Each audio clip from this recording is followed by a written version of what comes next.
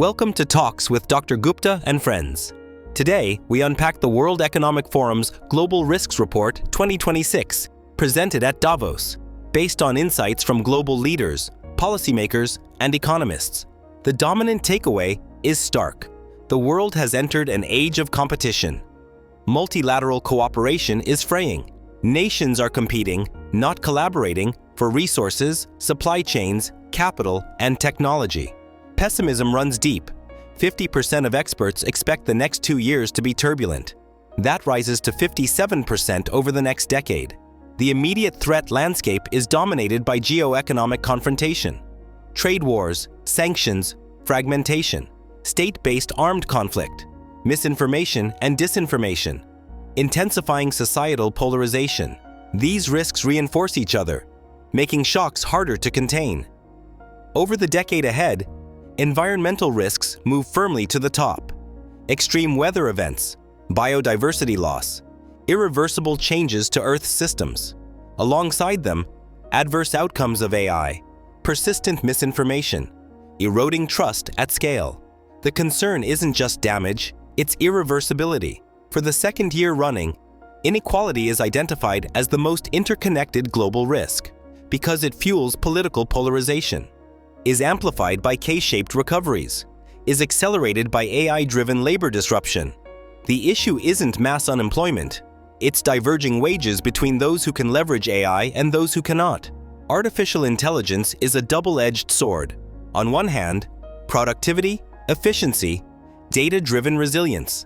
On the other, deepfakes, disinformation, cyber vulnerabilities, and fragile trust. Critical infrastructure, power grids, undersea cables, digital networks is often underfunded and underprotected, leaving it exposed to both cyber and environmental shocks. Despite being the top long-term threat, environmental risks are being pushed aside in the short term. As leaders focus on geopolitics and growth, this delay is dangerous because climate risks don't wait for political calm.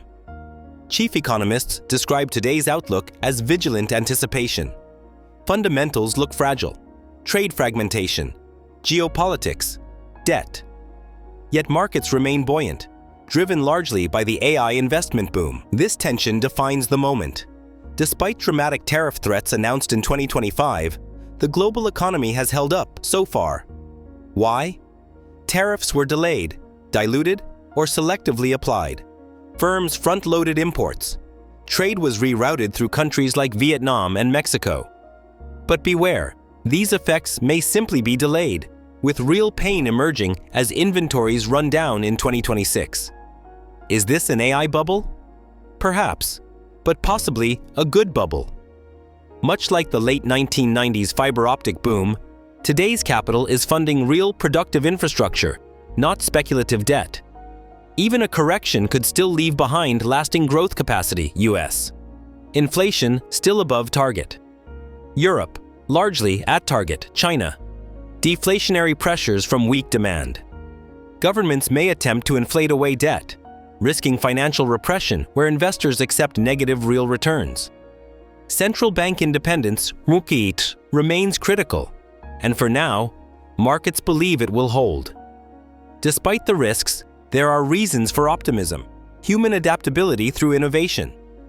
Better measurement of risk, enabling smarter mitigation.